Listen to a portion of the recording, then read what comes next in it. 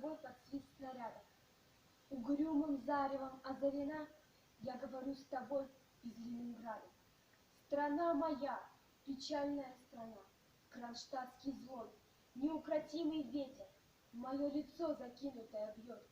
В бомбоубежище уснули дети, ночная стража встала у ворот. Над Ленинградом смертная угроза, бессонны ночи, тяжек день любой.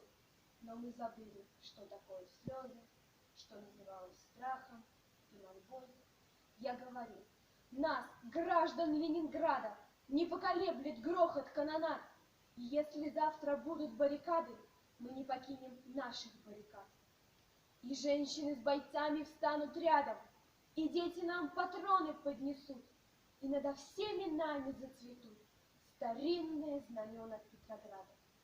Руками сжав обугленное сердце, такое обещание даю. Я, горожанка, мать красноармейца, погибшего под стрельбами в бою.